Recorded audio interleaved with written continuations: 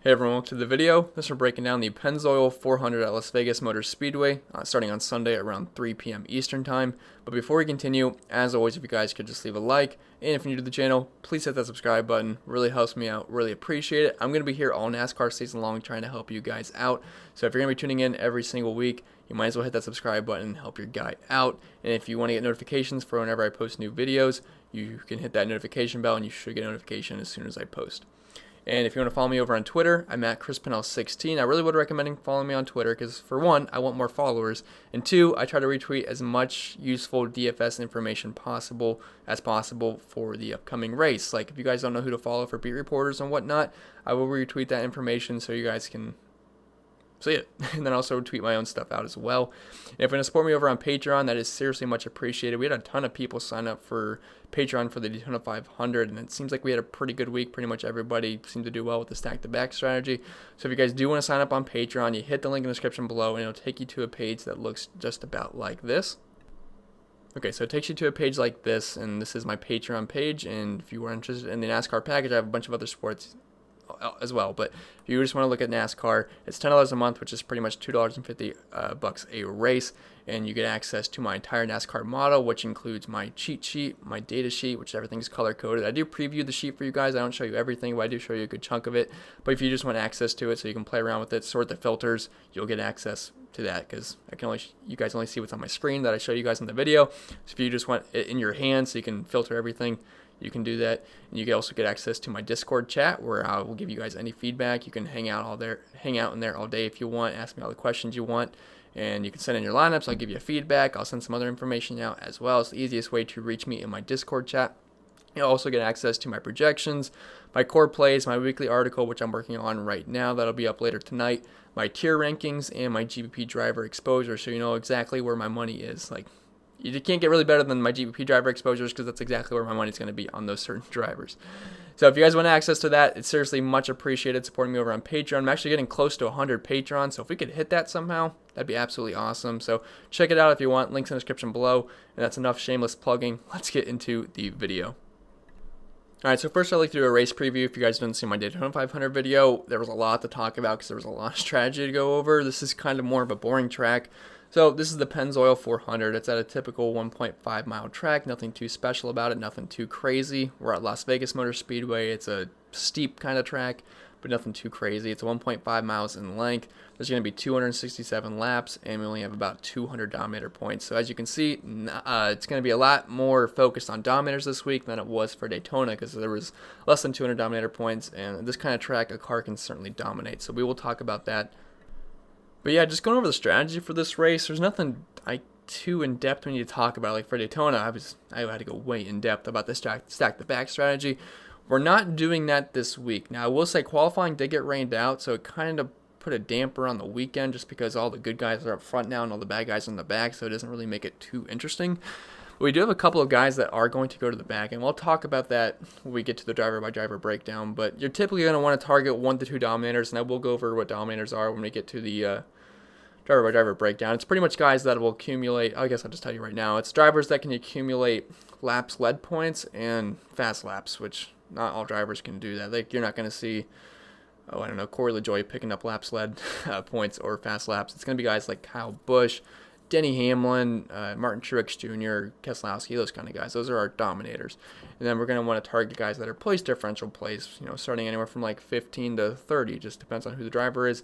Then we have to usually target a cheap driver, 1 or 2, just depending on whatever the salary is and the track that we're at. But so yeah, so we're pretty much going to want 1 to 2 Dominators. We're going to want to fill that rest out with place differential plays. And if you have to get to a cheap driver, we'll get to a cheap driver. But that's pretty much it for the strategy. There's just nothing too in-depth you have to go about for a 1.5 mile track. So let's head over to the driver-by-driver breakdown and break this track down. So up top, we have Kyle Busch. He comes in as the most expensive, which is going to be a common thing you're going to see here pretty much all year.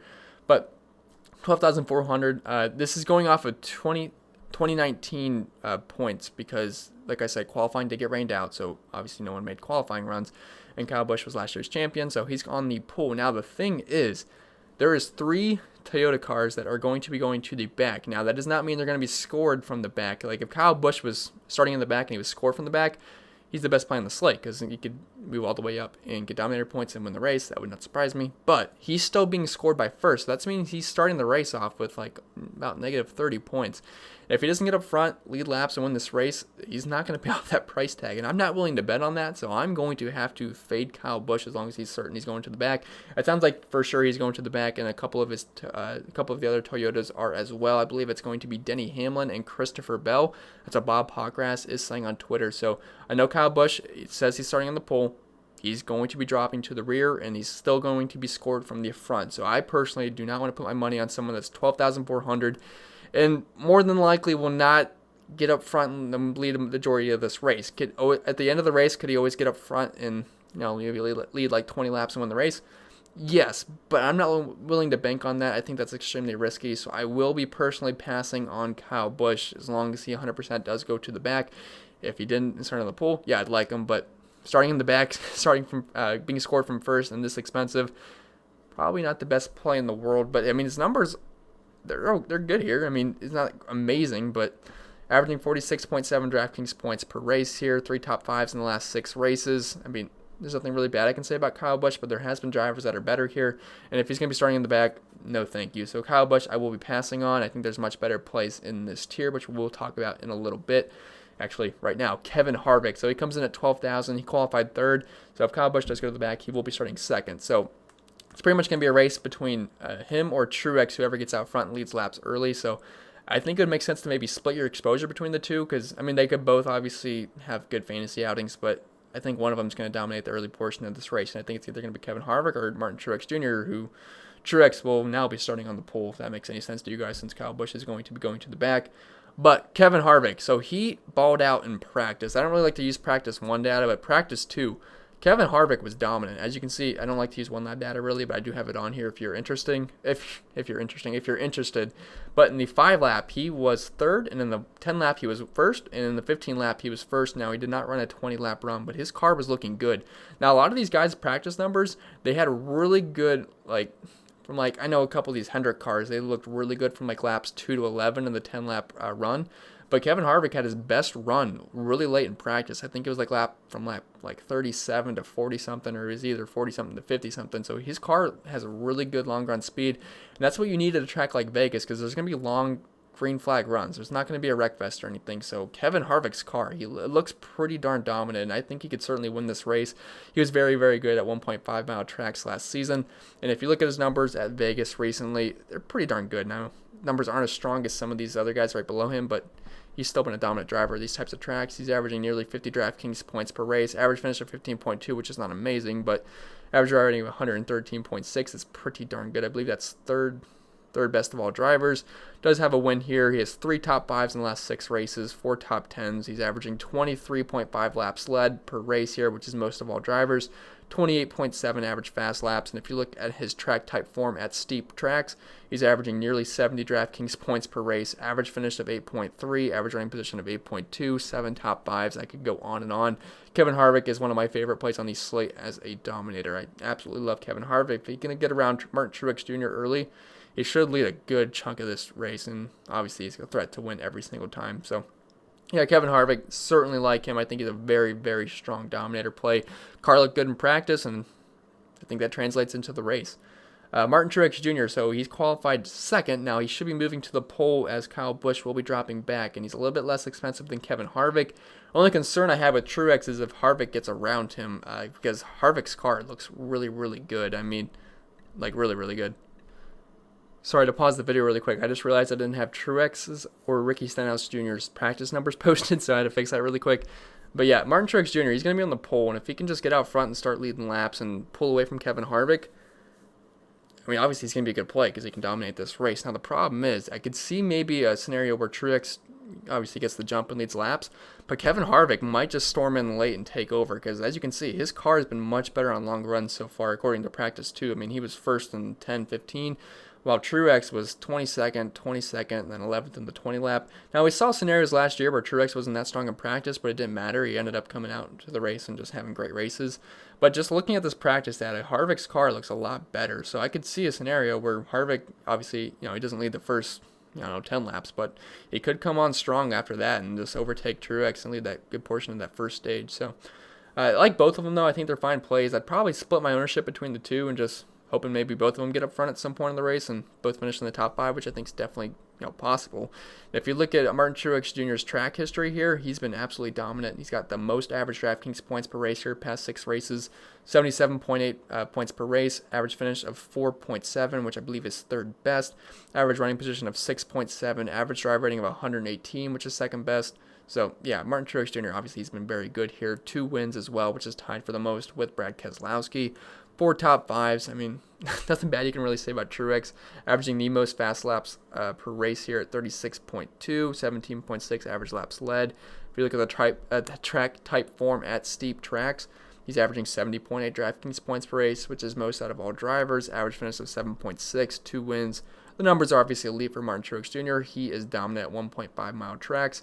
So yes, I think he's fine. He's going to be starting in the pole. Now I will say we've seen the poles that are not had the most success in some races in Vegas. We've seen some where they've had success. I know Harvick recently was on the pole. He led like 88 laps. Did not end up winning the race, but Truex, I think he's fine. Him and Harvick are both very, very strong plays and probably the best candidates to lead a good early portion of this race and win the race as well. So definitely like Truex and Harvick, and also really like Brad Keselowski. He qualified 8th, so he's going to offer us at least a little bit of place differential, and he's been dominant at Vegas. Now, the practice numbers weren't amazing.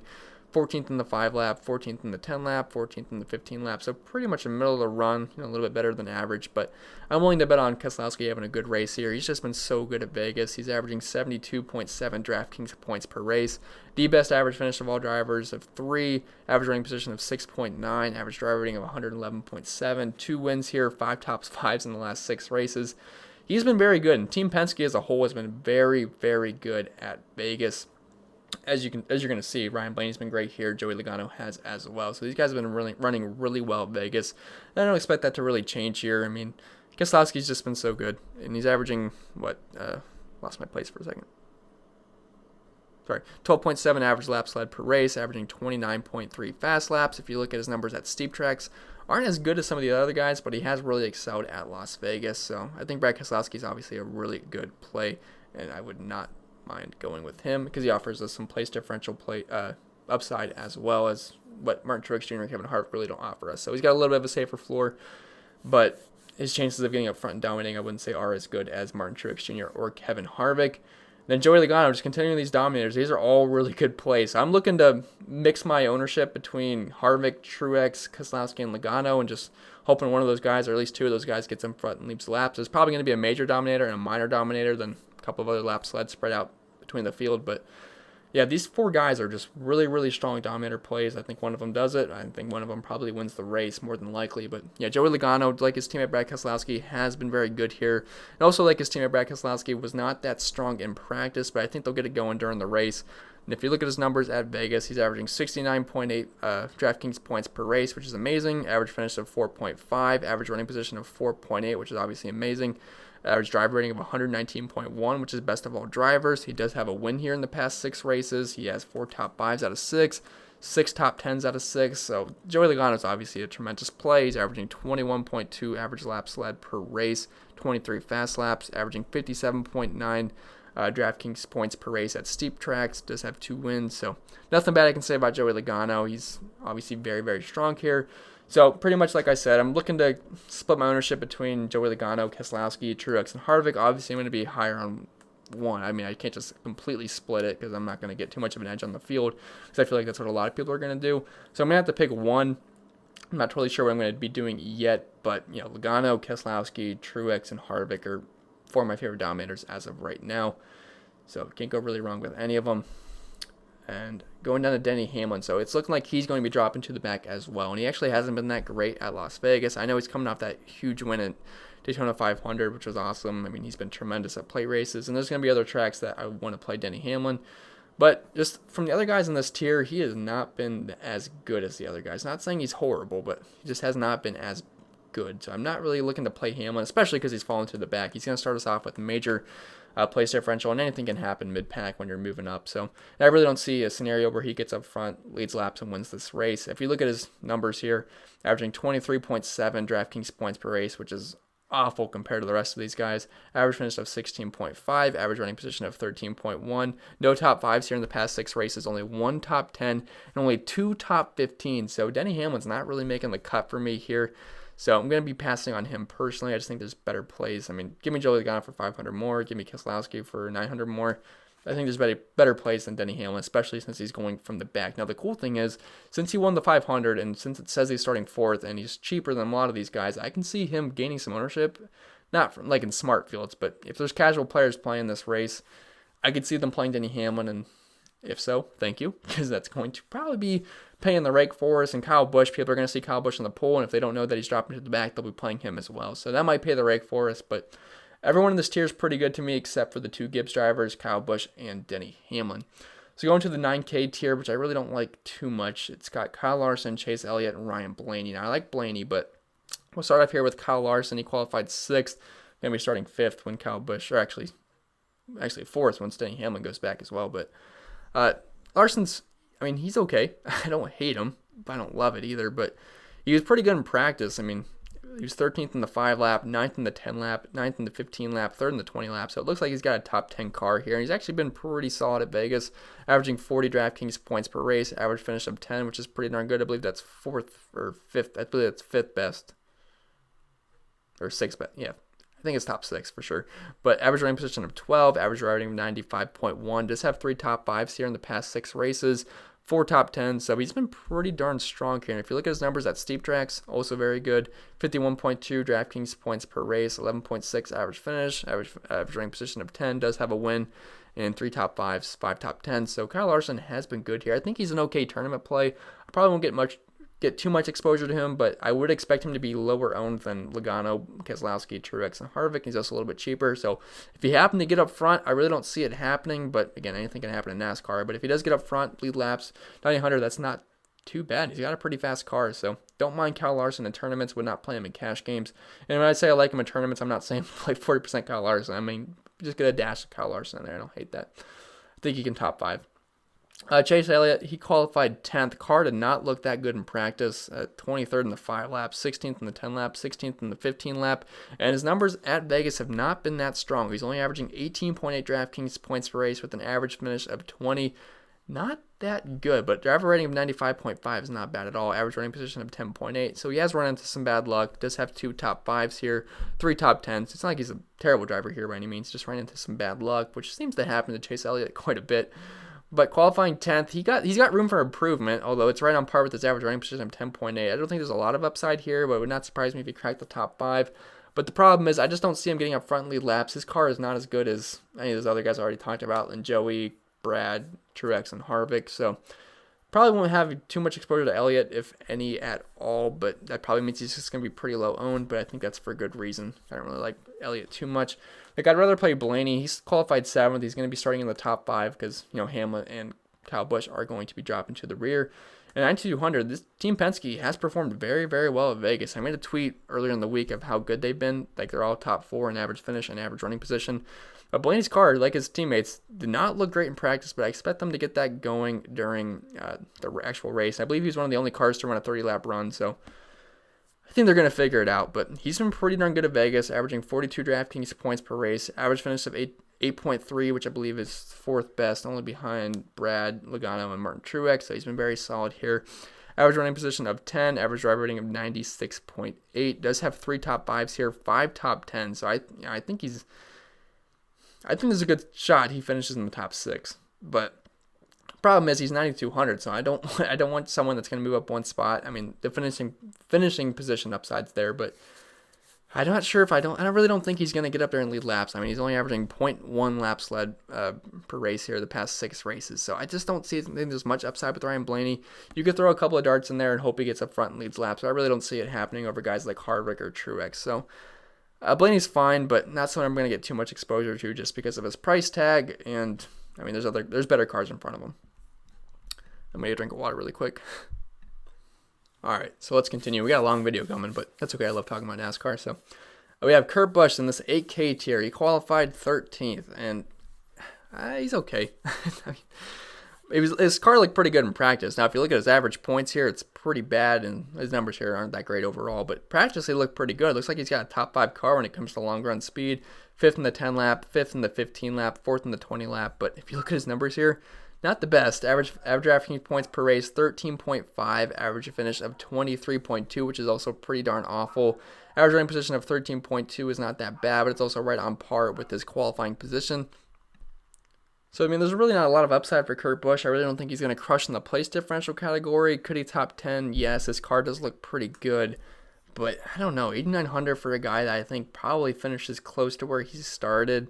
He does have one top 5 the past 6 races, 2 top 10s, but his numbers are really not that great, only 2 top 20s. So Kurt Busch, not really someone I'm too interested in. I mean, he's been okay at steep tracks, but I don't know. I just don't really like Kurt Busch too much here, so I'm probably not going to have too much exposure to him, if any. I'm going to be running out 150 lineups again, so I might just get sprinkles of him, but no one I'm too heavy on. Will not be in my cash game lineup, that's for sure. Alex Bowman, he comes in at 8,700. He qualified 12th. Car looked pretty darn good in practice. He was 7th in the 5 lap, 4th in the 10 lap, and 4th in the 15 lap, and he was 1st in the 20 lap. Not a whole bunch of drivers ran 20 lap runs, but car looked pretty good. I don't remember how many people exactly ran him. I think like 14, I think was the most, but still, he was the fastest car out there during that, and he's been okay at Vegas in 4 races, averaging 35 DraftKings points per race, average finish of 13, which is one spot below where he is starting, which, I mean, I think he can move up, but an average running position of 13.5. So I don't think there's a lot of upside here for Alex Bowman. I mean, he only has 1 top 10, 2 top 15, so not someone I'm going out of my way to put in my lineups. You could hope he gets, I mean, he raced really well last year, but made improvements for sure, but I don't know, there's just not a lot of upside here, so I'm probably not going to have too much Alex Bowman, if any, but, I mean, he could definitely top 10, so you can look his way. William Byron, his teammate, he comes in at 8,500. We got a couple of Hendricks cars here, Bowman, Byron, and Jimmie Johnson. But William Byron, they all look pretty good in practice, too, as you can see. We got dark shades of green here for the practice. But, yeah, William Byron, he looked pretty good. Looks like he's got a top 10 car in the long run speed. 7 in the 10 lap, 7 in the 15 lap, 6th in the 20 lap. But his numbers here at Vegas have not been strong, only averaging 22 DraftKings points per race, average finish of 21, which is not that great at all. Average running position of 18.4, driver rating of 72.4, which is the worst of any driver we've talked about already. Only has 1 top 15, 2 top 20s. It's a 4-race sample size, but he's not been that great at Vegas. I mean, his car looks good in practice, but we'll see if that translates to the actual race. But not someone I'm going to be looking to go on my way to play. Jimmie Johnson, he qualified 18th. I actually don't hate this play. His car looks really, really good. I mean, he was really good in the short run, and he also showed some good long run speed as well. He was 2nd in the 10 lap, 2nd in the 15 lap, didn't run anything else besides that, but his car looked pretty darn fast. And qualifying 18th, we got some room for improvement here, and he's been pretty good here, which I do like. Averaging 41 DraftKings points per race, average finish of 13, average running position of 12.4, average driver rating of 86.6, does have a top 5, 4 top 15, so more than likely, he's going to move up and get us some place differential points. Now, it's not like he's cheap in the 7K range. We are paying a pretty penny for him at 8,400, but the upside's there, and I think, I mean, as long as he's got no problems during the race, I think he's a lock to get us some place differential points, and his car looked really fast in practice. So, Jimmie Johnson, we can certainly look his way. Don't mind that at all. Let's see if I wanted to put anything up, but no, we're good. Okay, so yeah, you can look Jimmie Johnson's way. Erik Jones, his car did not look that great in practice. Seems like the Joe Gibbs cars are having some issues too as well, but we'll see how that goes during the race. But qualified 16th. If you look at his numbers in practice, he was slow. His paint scheme is pretty cool, the Irwin paint scheme, but it did not perform well in practice. As you can see, 24th in the 5 lap, 25th in the 10 lap, 25th in the 15 lap. Did not look that great out there in practice, nor has he been very good here in Vegas. He's only averaging 14.8 DraftKings points per race, average finish of 22.4, average running position of 17.4. Numbers are not too great here for Erik Jones. Only 2 top 15s, 3 top 20s, so not someone I'm really looking to get into my lineups just because of how bad he was in practice, and his track history here is not that great either. So, Erik Jones probably going to be passing there. Clint Bowyer, he comes in 8,000. He qualified 9th. Now, his car looks pretty good in practice. He was 5th in the 5 lap, 6th in the 10 lap, 6th in the 15 lap. So, it looks like he's got a top 10 car in the long run speed. And he is 8K, so I don't mind that. Problem is, qualifying 9th, there's not much room for improvement here. He's got an average finish of 18.7, which is an amazing. Average running position of 16.5, only averaging 22 DraftKings points per race. Not a lot of upside here. I'd much rather play Aric Almirola at a similar price tag, but I mean, Clint Bowyer's only got 2 top 15s here as well, so past 6 races. So Clint Bowyer, not really someone I'm too interested in, but his car did look pretty good in practice. But someone I do like quite a bit, Aric Almirola. He comes in at 7,800, so this is probably one of my more favorite mid-range plays. We actually got a couple of good mid-range plays here in this price range in the 7K tier, but Almirola qualified 14th. Now, his car looks pretty darn good in practice. It fell off a little bit in the long run, but he's got some pretty good short run speed. But he was second in the 5 lap, 10th in the 10 lap, 10th in the 15 lap. So car looks pretty good, and he's been a pretty good driver at Vegas. He's averaging nearly 40 DraftKings points per race, average finish of 12.3, which is very, very good. That's the best we've seen since Ryan Blaney, all the way up at 9,200. So I do like that a lot.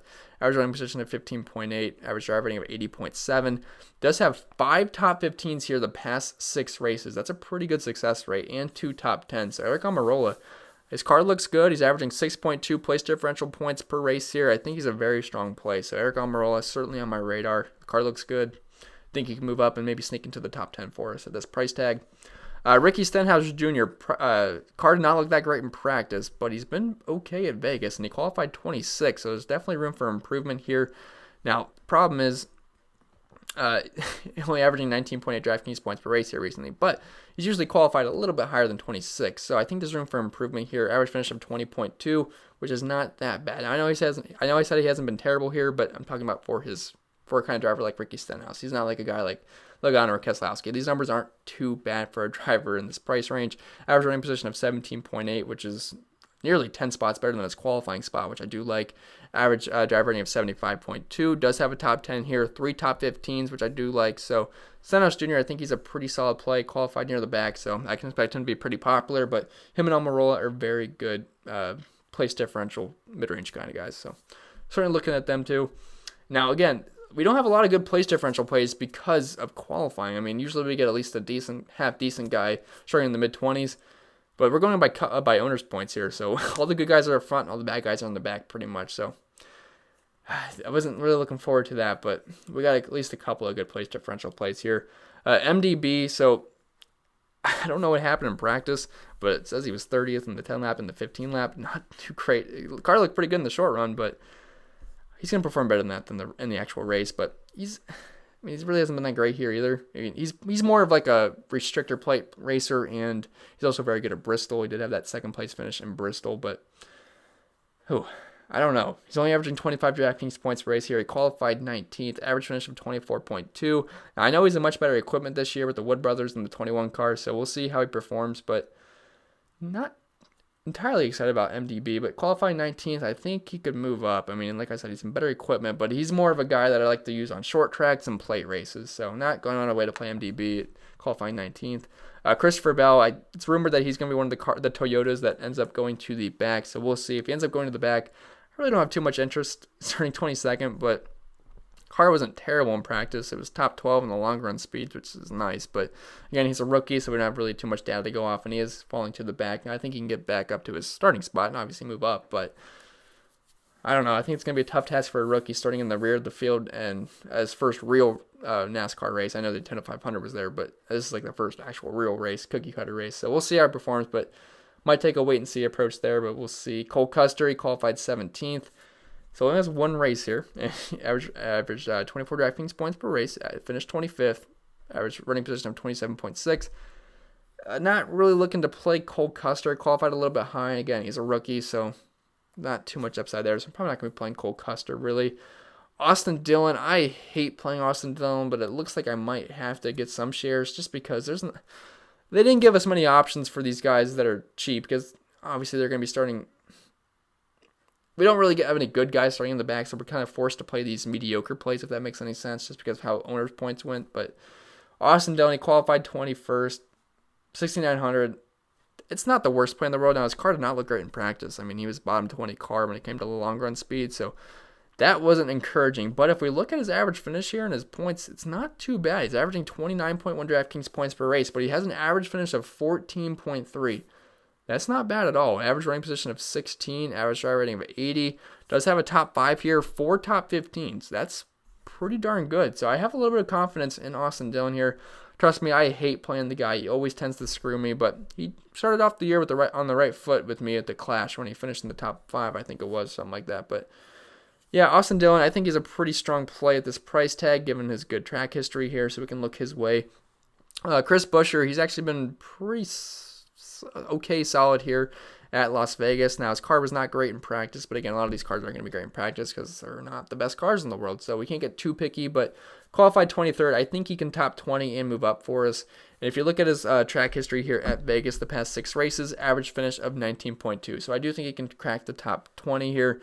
And he's averaging 33 DraftKings points per race. Now, if you look at that, he has no top 15s, but he does have 4 top 20s. So I think Chris Buescher is actually a pretty solid play at this price tag, given where he's starting. Tyler Reddick, again, rookie, so we don't have any data to go off. Car was not too bad. It was top 20 in the long run speeds here, just cracking the top 20, but still top 20, 8th in the 20 lap. Starting 25th, I don't hate it. 6,500. It's not like he's in the worst car in the world. Again, I have no data to go off here, but I think he can move up from 25th, and he's at 6,500, so I don't hate Tyler Reddick. I think you could do I certainly think you could do worse. Bubba Wallace, he qualified 27th. It just seems I don't know if it's a bit much for Bubba Wallace, but it's not like he's been great here at all. He's a backmarker car, but he's averaging 17.5 DraftKings points per race, average finish of 27, average running position of 25.8.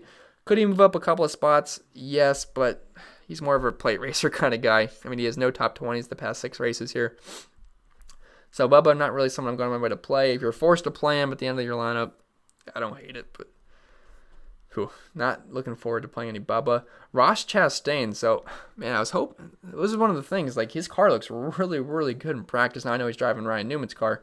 As you can see here, it says he's in the 77, but I did not update that. But he's in Ryan Newman's car, and obviously Ryan Newman's got a much better car than Ross Chastain would usually have. Now, he's 6,100, starting 15th, which kind of sucks, but his car was mad fast. I mean, he's a good driver, too. He's in much better equipment than he would usually be in, so that's not the worst play in the world. And if you look at his numbers here in practice, they were very, very strong. Sorry, I had to pause. I started coughing everywhere. I don't want to cough all in your guys' face. So we were talking about Chastain. His car was amazingly fast. He was 3rd in the 10 lap, 3rd in the 15 lap, 2nd in the 20 lap. The problem is I just don't know if I really trust Ross Chastain starting 15th. If he was in like the late 20s to the 30s, I mean, that'd probably be a pretty easy play, to be honest, but I can see him falling back. I mean, I know he's got a fast car, but we'll see how he races alongside all these other guys. But, I mean, Daytona 500, he was hanging up there. He was in the top 5 at one point, but I don't know. It's hard to trust. I mean, you could take some sprinkles. You could put a sprinkle of him in your GBPs if you're mass multi-entering. Probably wouldn't play him in any cash. Not probably. I wouldn't play him in any cash games.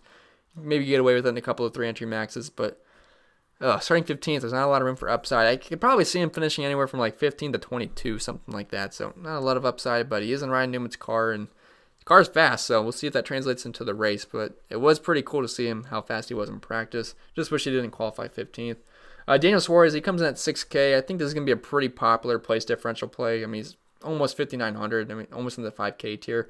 Qualified 35th. He's more than likely just going to be moving up here. I mean, I don't expect too much out of Suarez. His car was not that great in practice. He didn't really run any long run speeds or anything, but he was 30th in the 5 lap. But it's not like he's an absolute scrub. I know people like to bag on Daniel Suarez, and obviously he's in much worse equipment than he was with Stewart Haas, but he should move up here. I think he can top 30, and we'll take that at 6K. So I do expect him to be one of the more popular plays just for cheap place differential points.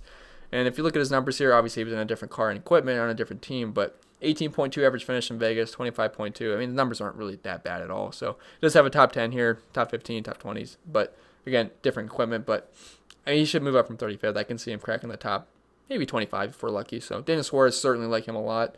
McDowell, he's a plate race kind of guy. I don't like McDowell here. I mean, I know he performs well at Daytona and all that, but he is not a good regular track driver for the most part. I mean, almost the bottom 30 car in practice, only averaging 10.4 DraftKings points per race here. No top 15s. Does have one top 20, which if he top 20s, starting 28th, we'll take it. But numbers have not been that strong here.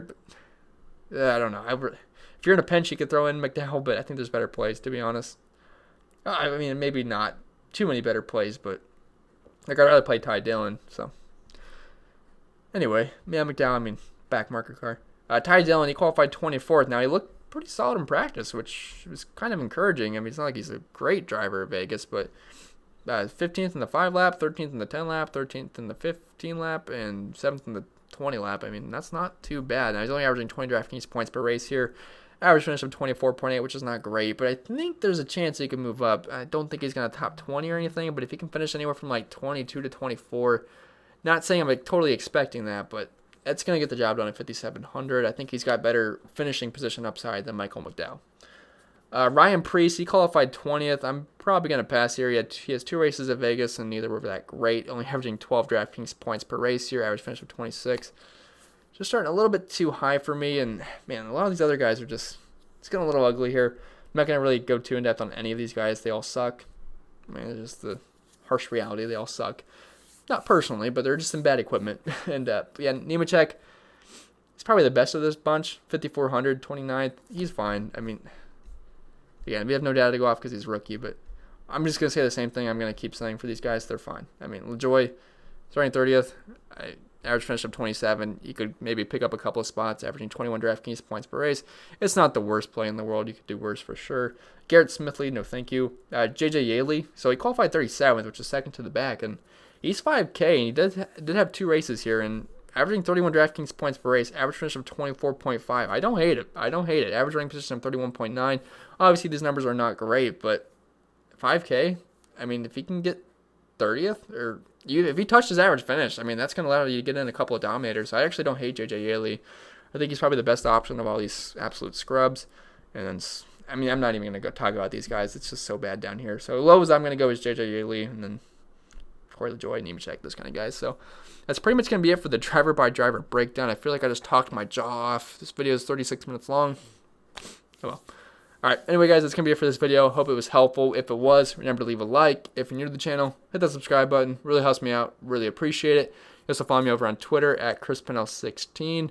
If you want to check out the extra content that I put out on Patreon, you can feel free to do so. I'd really like to get 100 Patreons. We're pretty close to it, so that'd be absolutely awesome. So I do appreciate everyone that supports me over on there. Hop into Discord, chat it up with me. I'll have my article out later tonight, my projections, rankings, all that good stuff. It will be out there. So I'm going to be signing off. Enjoy the race tomorrow. I don't think it's supposed to rain, which rain in Vegas, that was crazy, right? Just, of course, for NASCAR. NASCAR tends to bring the rain wherever they go. But yeah, hope you guys had a good Daytona 500, and that's going to be it for this video. See you guys in the next one, and enjoy the rest of your day.